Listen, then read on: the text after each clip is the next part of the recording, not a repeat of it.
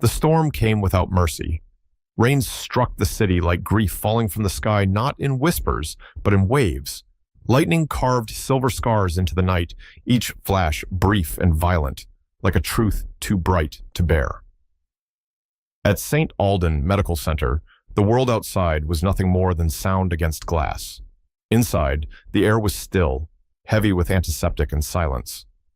Clara Monroe stepped out of the operating room, her hands trembling faintly beneath latex gloves. She had just spent 12 hours in a fight against death, and for once, death had lost.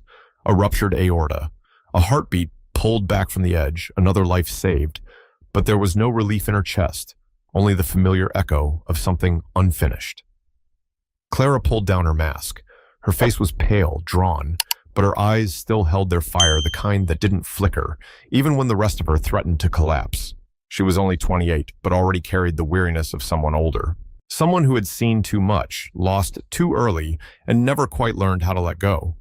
She was the kind of woman who built walls with her work, who stitched up others because she hadn't yet figured out how to heal herself. Her mother had died in a hospital room like this one. A mistake, a misdiagnosis, a moment too late, and Clara had been there, helpless. A first-year medical student with trembling hands and a heart that never stopped blaming itself. Now, years later, she was the one saving lives, but inside, the guilt still beat steady. She had just collapsed into a chair in the dim break room when her phone buzzed against her thigh. Unknown number. She considered ignoring it, then answered, "Clara?" The voice on the other end was familiar but stripped bare. "Chief Langston," she said, sitting up. "I need you," he said, without preamble. "Now. The Seraphine Royale.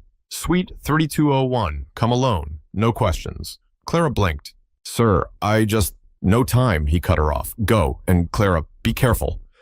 The call ended before she could reply. All that remained was the flat, mechanical sound of a line gone cold. Outside, the rain was still falling, harder now. She pulled on her coat, still damp from earlier, and stepped into the storm. A cab appeared like something summoned from a dream, headlights glowing through the blur of water. Inside the car, the city blurred past. Velmora's skyline looked like it was crying light, bending behind glass, every building bleeding into the next. Clara stared out the window, but saw nothing.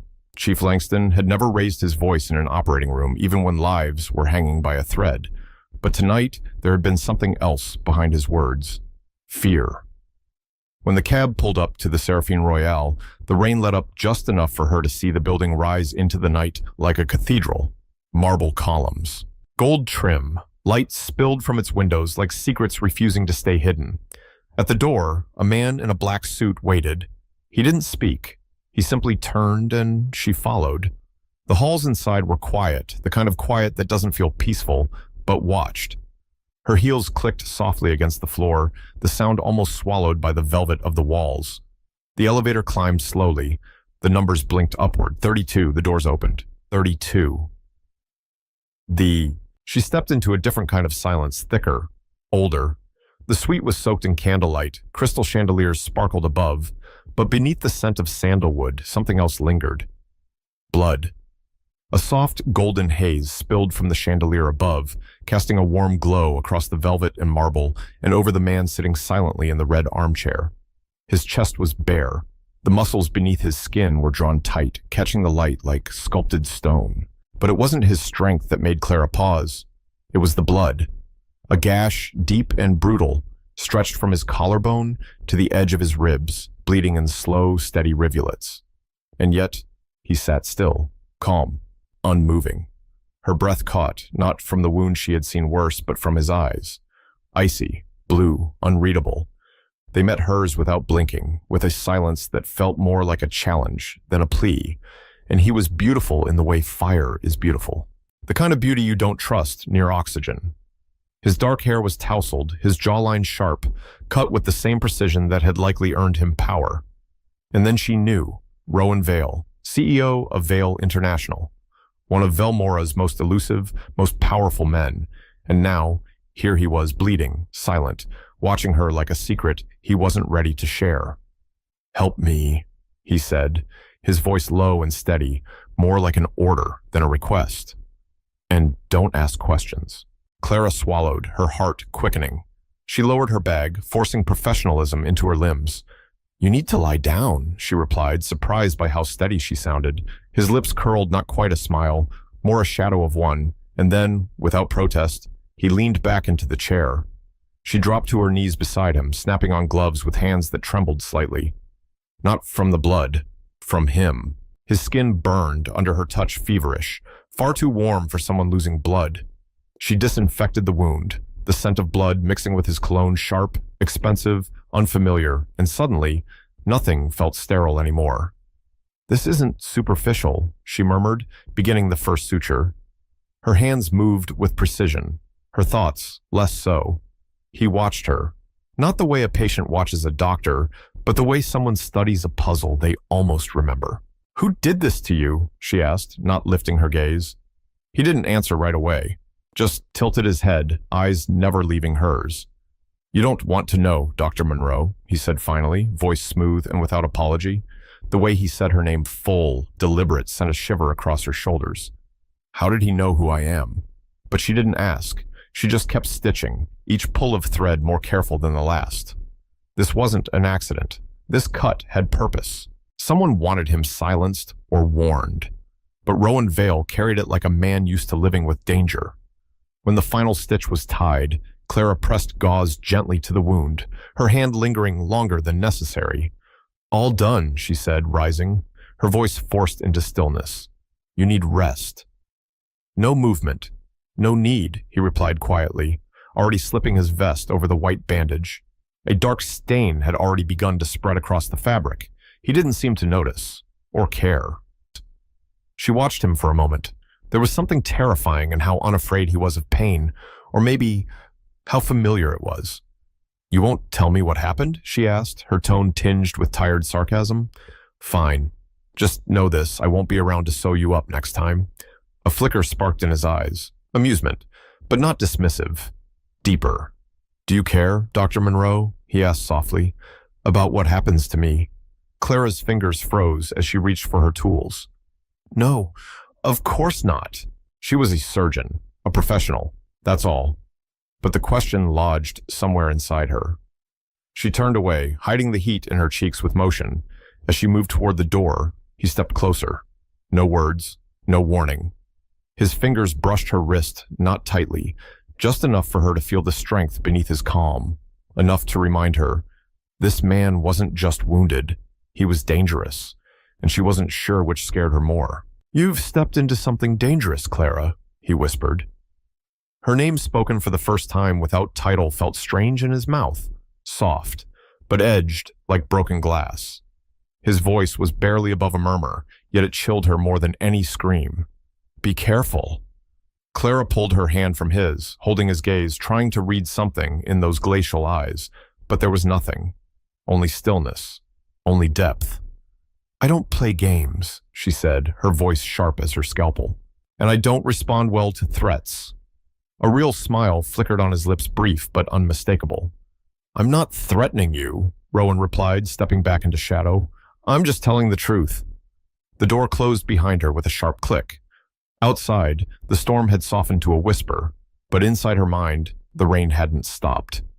He remained where she left him, one hand brushing the bandage on his chest. Fresh blood stained his fingertips. He looked down, then up again, whispering into the silence. "She's not like the others," he said, and in his eyes, something glinted, not hope, not fear, but something ancient.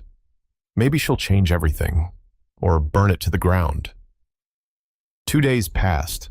The city dried, the thunder faded, and Clara Monroe told herself it had all been a strange, surreal chapter now closed. She returned to her rhythm, long shifts, late nights, the smell of antiseptic and the endless beeping of machines that monitored life in numbers and pulses. But something inside her had shifted. Not a wound, not yet, but a weight like being watched by a shadow she couldn't see. At first, she blamed the memory of his voice, the cold certainty in his words. She told herself she was overthinking, that she didn't believe in secret games or whispered threats in hotel rooms. But then, things began to feel off. That afternoon, while crossing the street near the hospital, she noticed a man standing near the edge of the sidewalk.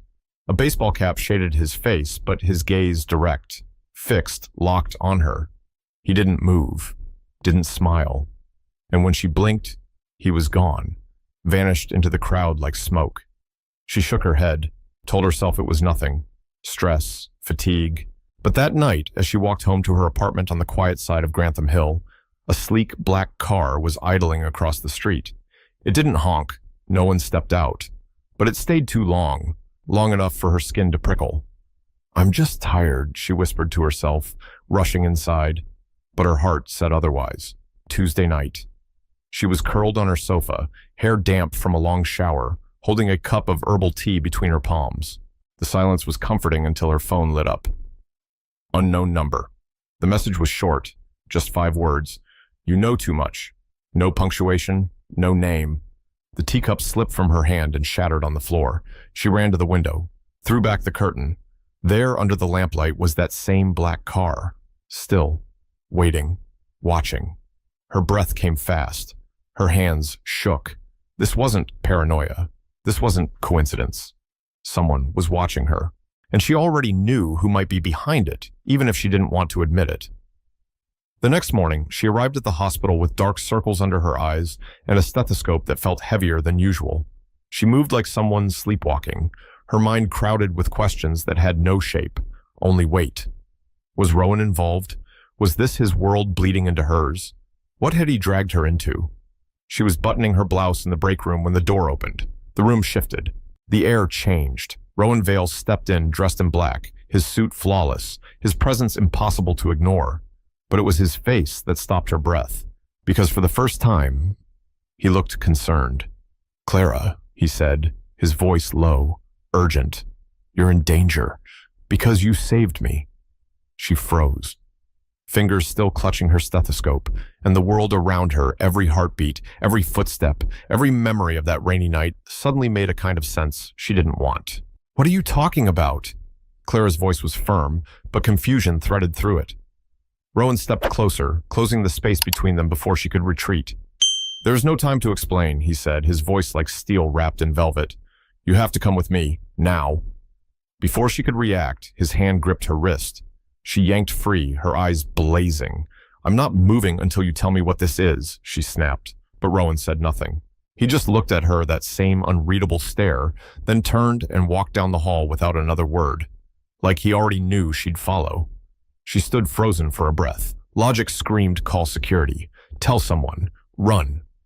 But the message flashed in her mind. You know too much. And the black car. And that man on the sidewalk who vanished like mist. She clenched her jaw, then ran after him, the sound of her soft-soled shoes echoing across polished tile. Outside the emergency exit, a black SUV waited under the dull gleam of a street lamp. The passenger door stood open. "Get in," he said. This time, Clara didn't argue, but doubt clung to her like mist. The car surged forward through the rain-slicked streets of Velmora, the city lights blurring like memories. Clara sat in silence, gripping her seatbelt too tightly. "Tell me," she said, her voice sharp. "What kind of danger am I in, and what does it have to do with you?" Rowan kept his eyes on the road, but his voice dropped, quiet and cold. "My enemies don't forgive. I was attacked because I carry something they want. And because you kept me alive, you're not invisible anymore." Clara let out a dry, disbelieving laugh. "I stitched you up, that's all. I don't know anything." Before he could reply, the world shattered, a crash sharp and merciless. Glass exploded beside her head, the back window gone, a bullet embedded in the front seat, inches from her temple. Clara screamed, ducking low. Her pulse thundered, her skin went cold. Rowan didn't flinch. He gripped the wheel, eyes fierce. The SUV surged forward, weaving through traffic like a blade through fabric. "Still think it's a joke?" he said, his voice rough with urgency. She didn't answer, couldn't. Her breath came fast, hands braced against the dashboard. The echo of glass breaking still rang in her ears. She wasn't in control anymore, and for the first time, she knew it. "Who are they?" she asked finally, her voice trembling but determined to hold. Rowan didn't look at her. "They're the kind of people who kill to keep secrets buried," he said. "And now, Clara, you're part of that secret whether you asked for it or not." The city lights began to fade as the SUV veered off the main roads, deeper into the outskirts. The trees thickened, darkness folding in like curtains. Eventually, the car slowed. A steel gate loomed ahead, surrounded by trees and silence. Beyond it stood a house, no, a fortress made of dark glass and stone, cold, modern, unwelcoming. Rowan killed the engine and turned to her. The worry that had once flickered in his eyes was gone, replaced by something colder. And yet, there was something else beneath it, something she couldn't name.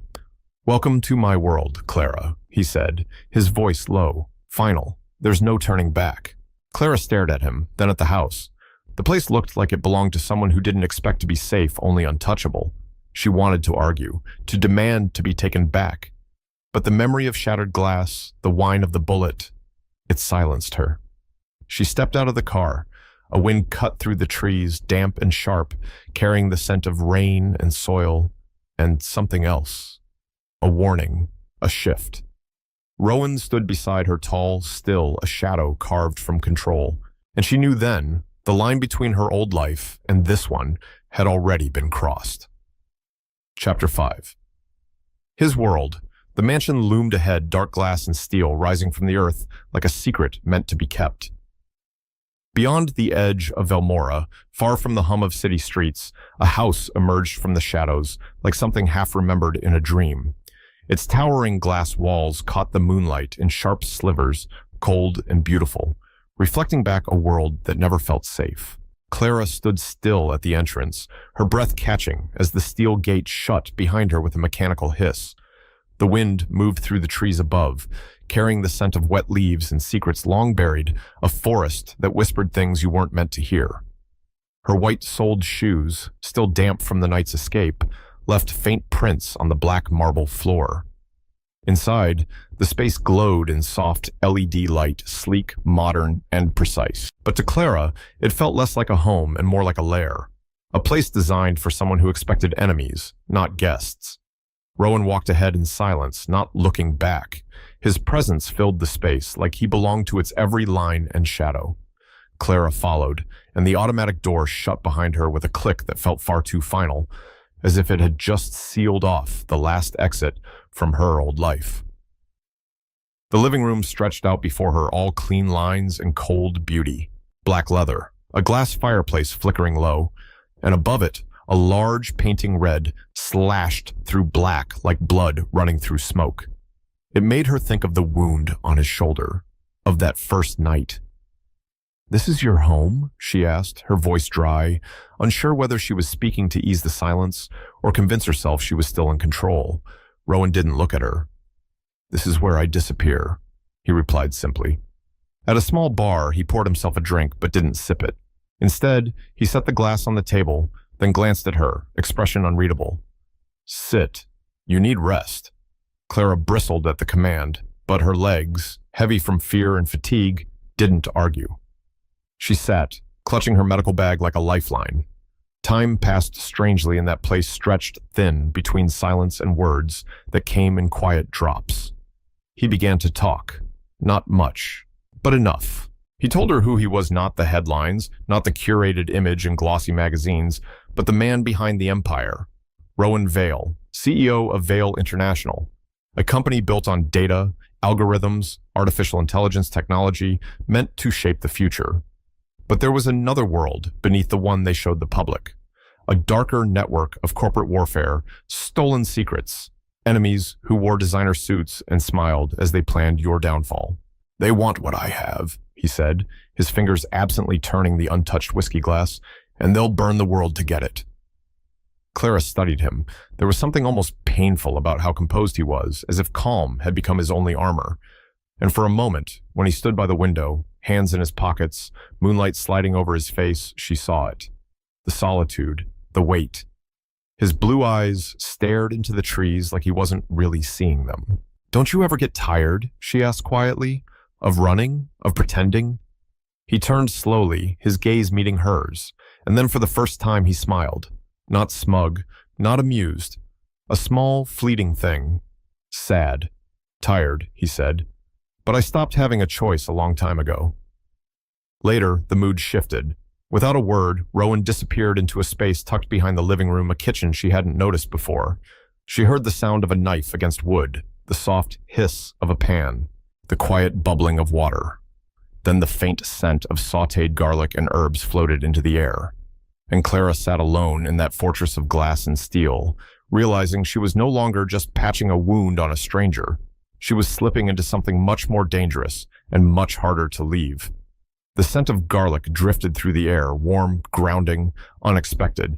Clara stepped out of the dim living room and leaned against the kitchen doorway, watching the man who, just hours earlier, had pulled her from gunfire and shadows. "What are you doing?" she asked softly. Rowan turned toward her, sleeves rolled to his elbows, his vest discarded. The lines of muscle across his forearms caught the soft kitchen light. "Cooking," he said simply, as if that answer made sense in a night like this. Before her sat a modest plate spaghetti with tomato, garlic, and herbs. Not extravagant, not chef-crafted, just warm, honest. "I don't have a private chef," Rowan added, setting the plate down in front of her, "and I figured you hadn't eaten." Clara blinked, then sat. Her heart stirred, not because of the food, though it tasted better than she expected, but because of him. This man, once distant, cold, now barefoot in his own kitchen, feeding the woman who'd stitched his wound. "Why?" she asked. The question came quieter than she meant it to. He sat across from her, the glass of whiskey untouched between his fingers, turning slowly. "Because I want you to see," he said. "I'm not just what the world says I am."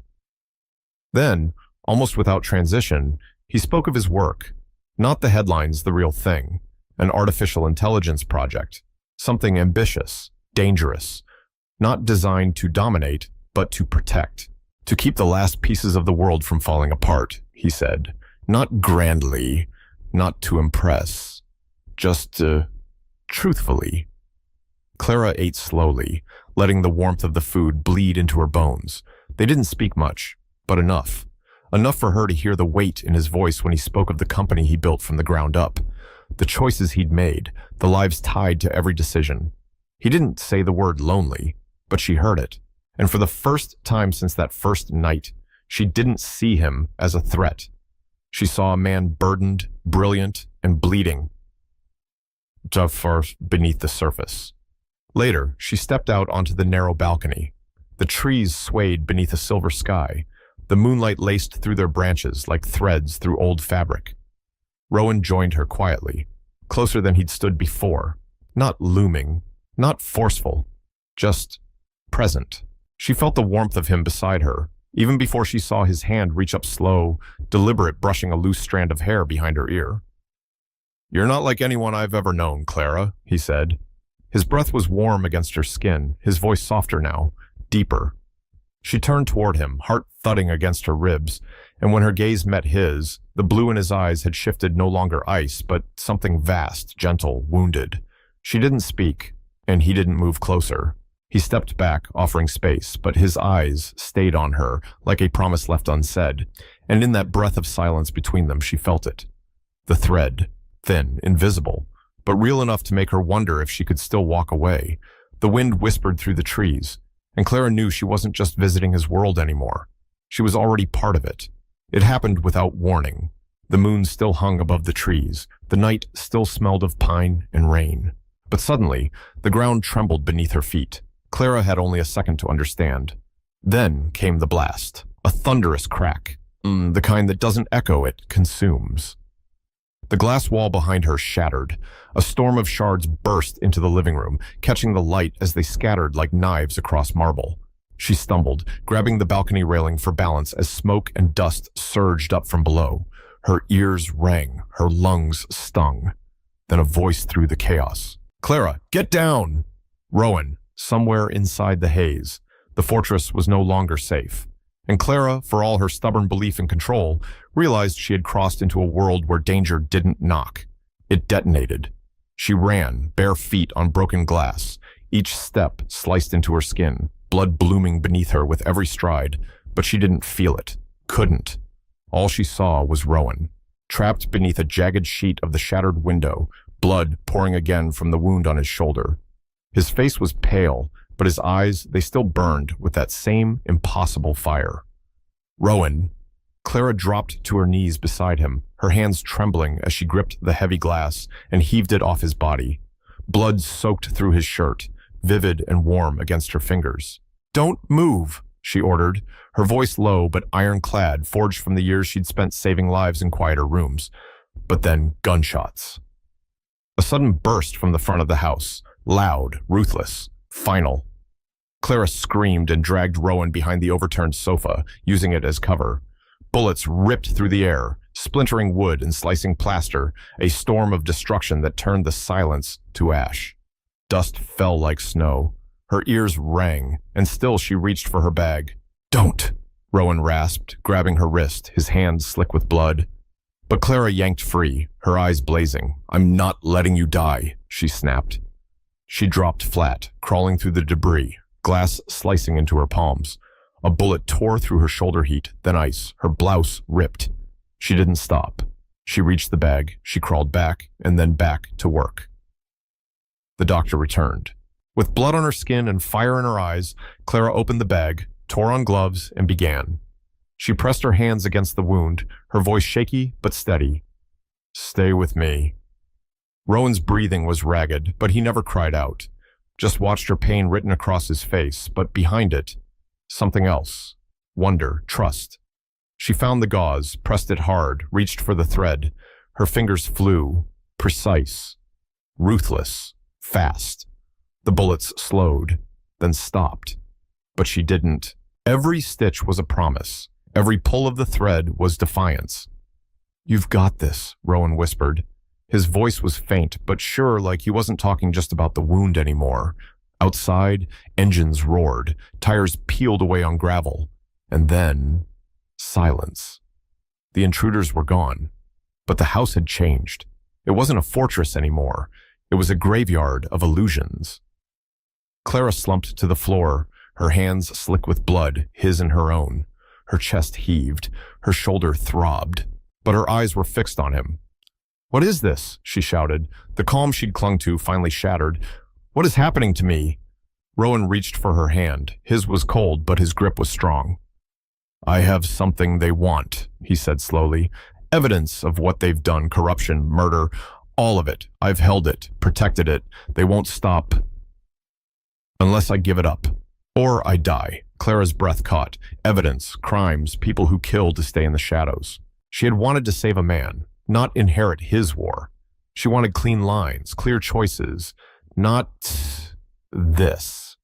But then she thought of the bullet that missed her in the car, the explosion that tore through glass just minutes ago, the blood, hot, heavy, still drying on her hands. And she knew she wasn't outside of this anymore. "Why didn't you tell me sooner?" she whispered. Rowan's eyes fluttered closed, his chest rising with effort. "Because I didn't want you to be afraid," he murmured. "I didn't want you to run." Clara stared at him.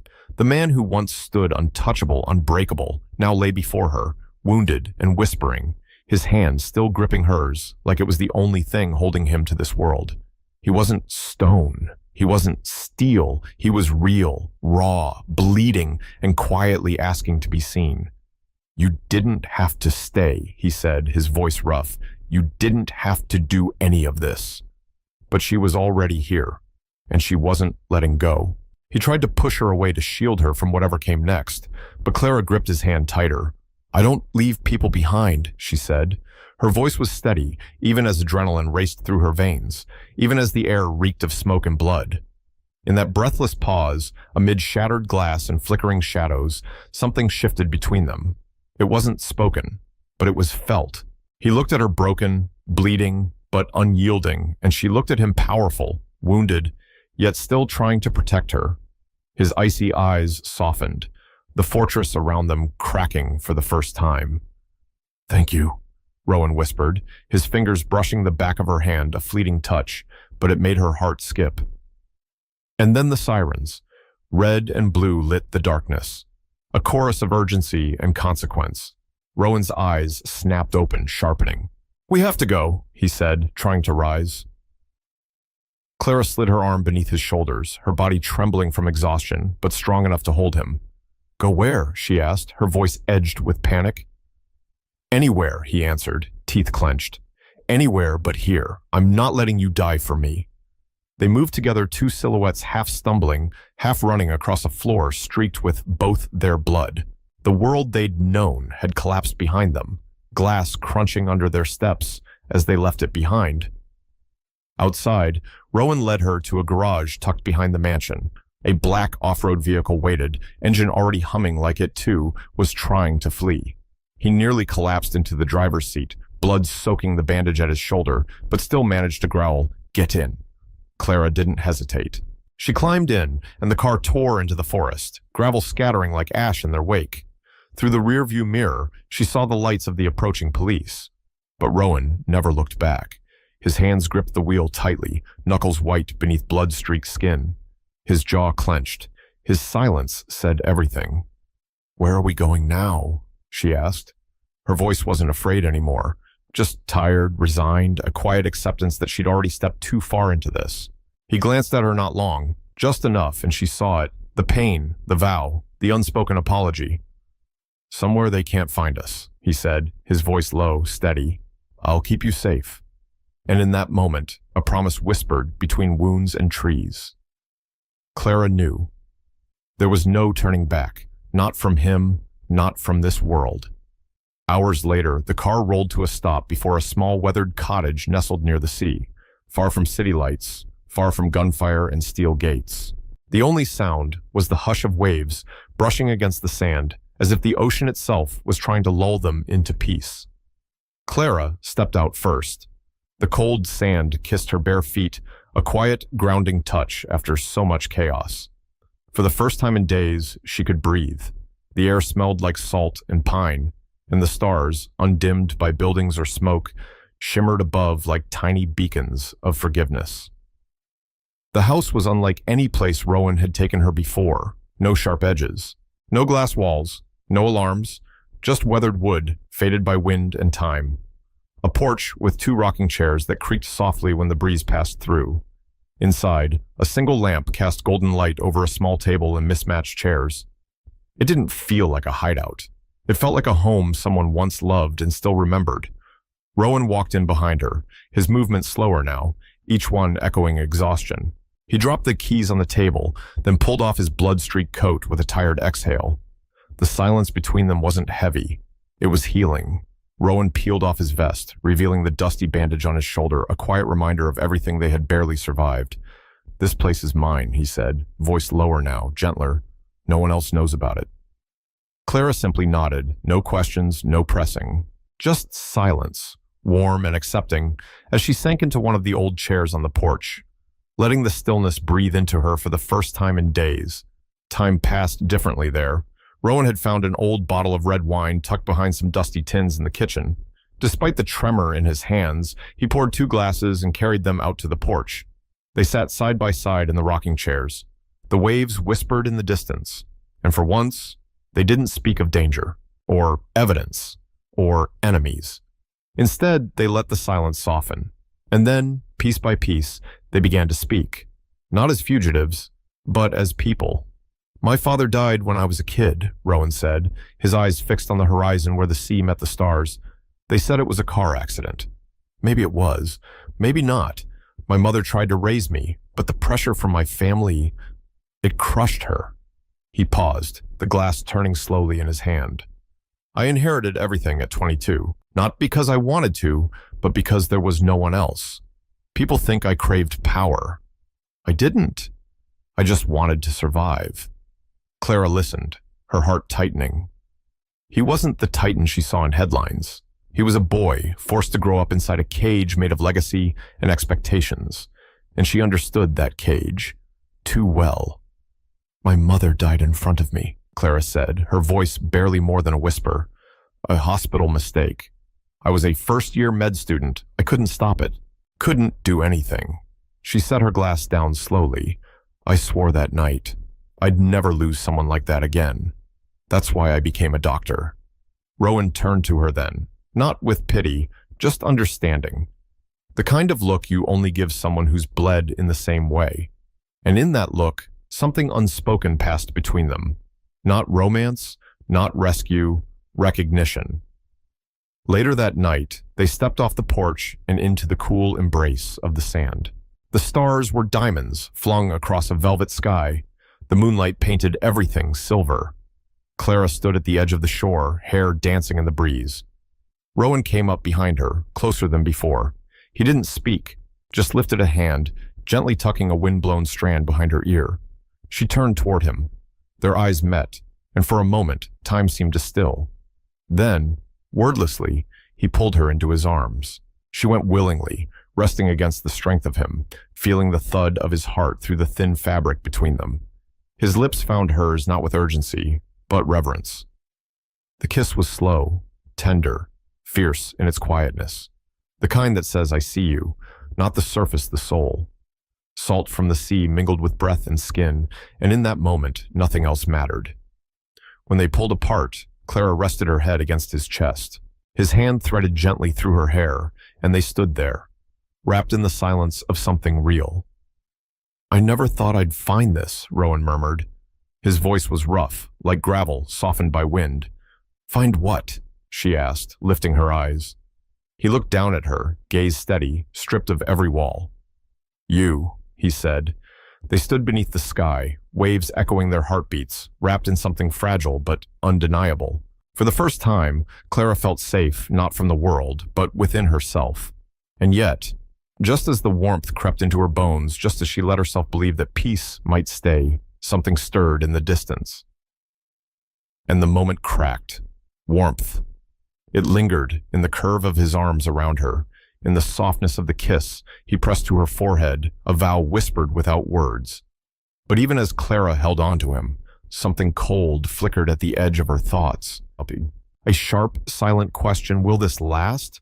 She didn't speak it, only tightened her hold on him, as if she could keep the moment from slipping away if she just held still enough. That night, they sat on the sand shoulder to shoulder, hands clasped, letting the hush of the waves and the glow of the stars wrap around them. No secrets, no shadows, just Clara and Rowan. Two people caught in the eye of a storm, daring to feel something real. And yet, even in that perfect silence, the question lingered. Was this happiness truly hers, or just a dream passing through before the nightmare returned? Morning came softly. The seaside cottage looked almost too peaceful under the golden sun, as if danger had never touched its wooden frame. But the wind changed. A sudden chill swept through, brushing against Clara's skin like a premonition she couldn't name. She stood in the kitchen, coaxing an old coffee machine to life, the scent of roasted beans curling into the air. On the porch, Rowan sat his phone pressed to his ear, his gaze fixed on the horizon. She smiled faintly. Last night felt like a turning point, like a fragile promise. And for the first time, she thought maybe they'd found a place they could just be. But then, his voice, low, tense, measured. "I need information from St. Alden," he said. The name struck her like a slap. Her hospital, her second home, where she had saved lives, where she had given everything. "Yes, I know the risk," Rowan continued, unaware of her presence, "but we need that data, even if it costs us." Clara froze. The cup in her hand trembled. Coffee sloshed over the edge, and then it slipped. Glass shattered on the wooden floor, the sound sharp and immediate. Rowan turned, eyes wide just for a moment before the calm slid back into place. "Clara," he said quickly, ending the call. But it was too late. "What did you just say?" she asked. Her voice was shaking now, not from fear, but from something deeper. Betrayal. He stepped toward her, lifting a hand like he could smooth this over. "It's not what you think." "Trust you?" she cut in, stepping back. Her gaze burned into him. "You were talking about my hospital, my work, everything I believe in a secret call, and I was supposed to just stand there and trust you?" He opened his mouth, but she didn't let him speak. "What is this, Rowan?" Her voice cracked. "Was I just a means to an end for you? A doctor who could patch you up and give you access?" Each word sliced at her, harsher than the gunfire, more painful than the wound on her shoulder. He shook his head, took a step forward, but she raised her hand like a barrier. "Don't," she said sharply. "Don't come closer, not until you tell me the truth." Rowan stood there, silent, still, and that silence broke something inside her. She needed truth. Not more walls, not more shadows. Finally, he spoke, voice low, almost pleading. "I can't tell you everything, not yet. But I swear to you, I'm not." but she had already turned away, and somewhere between the crashing of the cup and the stillness of his voice, something between them had cracked, not beyond repair, but no longer whole. "I would never do anything to hurt you." Clara's bitter laugh broke the silence, tears gathering yet held back by sheer resolve. "Don't hurt me. You dragged me into this damned world. You got me shot at, hunted, and now you're using my hospital for some scheme I know nothing about. I trusted you, Rowan." Her voice rang out, shattering the fragile calm as her fists clenched in disbelief. "I trusted you with my life." Rowan stood there, motionless, his face ashen. He offered no defense. In a sudden burst of fury, Clara spun around and stormed inside. Her trembling hands swept up everything she could carry. Her medical bag, her jacket, every small token of a life built on care and sacrifice. "Clara, don't!" Rowan called after her, his voice echoing down the narrow living room. "But you don't understand stepping out now is suicide. They're still hunting us." Yet she wouldn't listen. Slipping on her shoes, she turned to face him one last time. Her eyes blazed with pain and disillusionment. "I'd rather face them than stay here with someone I can't trust." Her words, icy and final, cut deeper than any bullet. With that, she flung open the door and stepped out, not looking back, even though her heart felt shattered. The cold sand pressed against her bare feet, the sea breeze whipping through her hair, carrying the salt of unshed tears. Knowing full well the peril that awaited her, she still called a taxi from a nearby town and climbed in. As the car wound its way along the coastal road, she watched through the window as Rowan's figure on the porch shrank, vanishing around a bend in the now deserted house. Inside, Rowan remained alone. His hand still gripped the phone until his knuckles turned white. He stared out at the sea, where the morning sun shone bright, yet all he saw was darkness. "I didn't want to lose you," he whispered, his voice breaking in the silence. He slammed his fist against the wall, the sharp echo a testament to the agony inside him. He had hidden the truth, not to deceive her, but to shield her from a terrible secret data from the hospital linked to an illegal medical trial orchestrated by his enemies. Evidence of corruption and murder that they would kill to seize. At that moment, Rowan realized he had lost the one person who ever made him feel less alone. Clara, huddled in the taxi, clutched her medical bag as silent tears streamed down her face. She didn't know where she was going, only that she had to return to New York and reclaim her own life, no matter the danger. Images of Rowan, the kiss beneath the stars, the dinner he had cooked, the distant, haunted gaze flashed in her mind. But now they were just a deep wound, a betrayal too heavy to bear. She had given him everything, trusted him implicitly, and he had concealed a secret tied to her very existence. "How foolish I was," she murmured, wiping her tears, though the pain remained. The taxi sped along winding roads, carrying her away from the seaside refuge and from Rowan. She didn't know whether this choice would lead to safety or to death, but she couldn't stay, couldn't bear the betrayal a moment longer. Outside, the sky remained bright, yet within her lay a night with no escape, and Rowan, alone in the empty house, stared at the chair where she had once sat, knowing he had just lost the only person who ever made him feel truly whole. Clara stepped out of the taxi in front of her modest Brooklyn apartment. Dim streetlights cast a gentle glow over the quiet block. It had been 2 days since she left the seaside retreat, since she abandoned Rowan and his lies. Exhaustion weighed on her. Dark circles shadowed her sleepless eyes, and her heart bore the sting of betrayal. Yet, as she inserted her key into the lock, an unexpected sound caught her attention. The sound echoed behind her sharp, purposeful steps on the pavement. Clara turned instinctively, but before she could react, a rough hand clamped over her mouth, yanking her into the alley beside her building. Her medical bag hit the ground with a metallic crash, echoing through the empty street. She fought, nails digging, limbs flailing, until a brutal blow struck the side of her head, and the world slipped into black. Miles away, back at the seaside house, Rowan stood frozen. The news had just come through. "She's been taken," the voice on the other end of the call said. "They know where she is." He didn't speak, just crushed his fist into the table, glass shattered, shards embedded into his skin. He didn't even flinch. "It's a trap," the hacker warned. "They want you to come. That's the point." Rowan ended the call without answering. He grabbed his keys and ran. He knew it was a setup, but he also knew this. If Clara died, nothing else would matter. She awoke in darkness, cold metal beneath her, hands bound tightly behind her back, duct tape silencing her screams. Her head throbbed, dry blood crusted at her temple.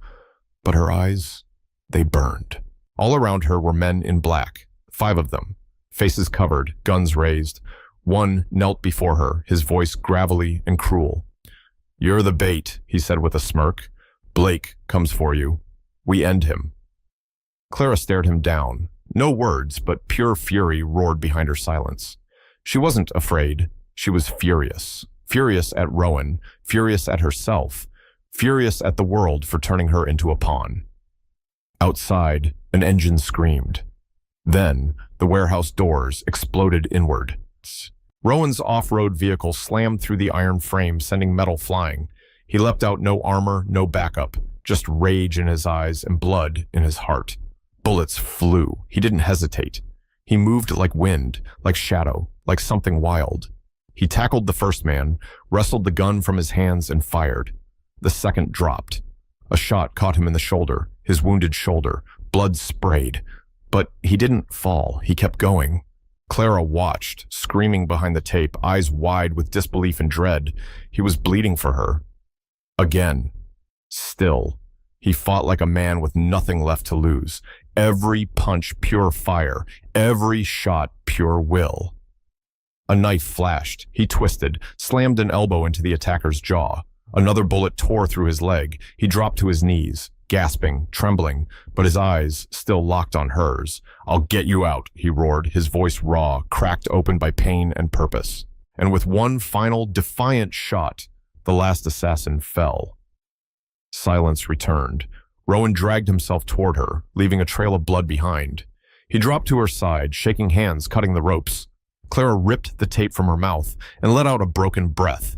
Then she caught him just in time as he collapsed into her arms. "Rowan," she cried, her voice torn and full. Tears spilled over her cheeks as she held him close, feeling the terrifying warmth of his blood soaking into her clothes. He leaned into her shoulder, voice barely a whisper. "Let's go." And in that moment, she knew. He hadn't just risked his life to save her. He'd given it. His knees buckled, and they collapsed together onto the cold warehouse floor, her arms instinctively wrapping around him, trying to hold up what was slipping through her fingers. "Don't you die on me," Clara sobbed, her trembling hands pressing into the wound on his shoulder, trying to stop the bleeding. "I can't lose you. Not now." Rowan looked at her, his deep blue eyes dulled by blood loss, but they still held something.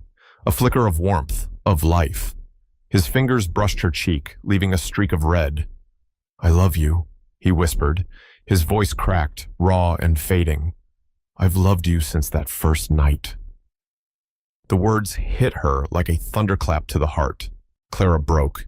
Tears streamed freely down her face, falling onto his chest and mixing with his blood. "I love you too," she whispered back, her voice breaking.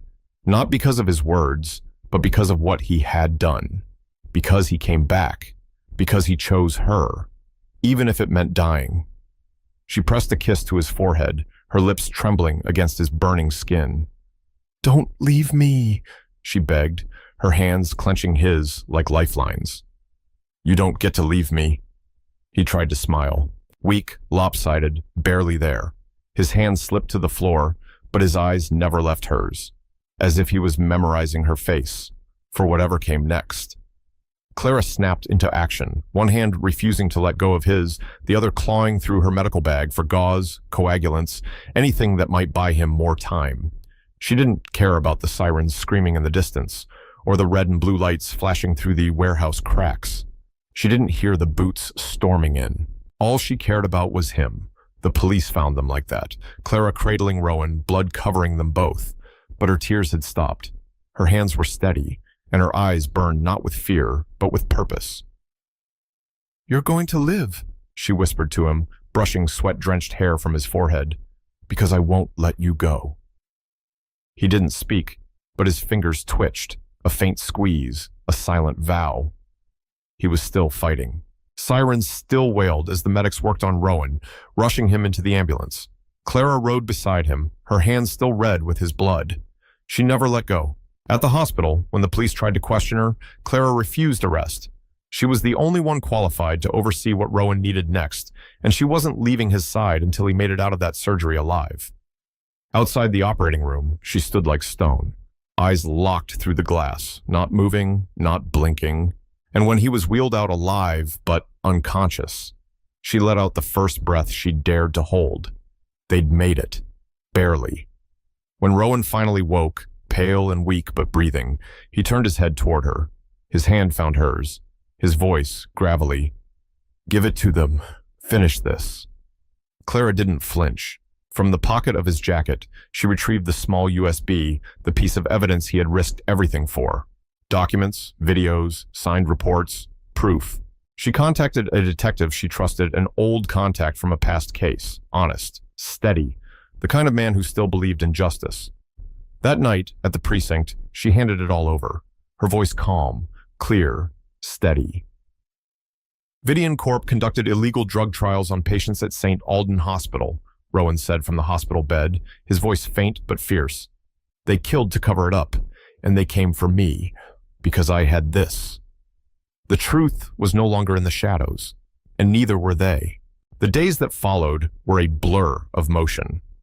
The authorities moved quickly: raids, arrests, confessions. The USB drive Clara had delivered ignited a full-blown investigation. Within 48 hours, the NYPD stormed Vidian Corporation's towering Manhattan headquarters.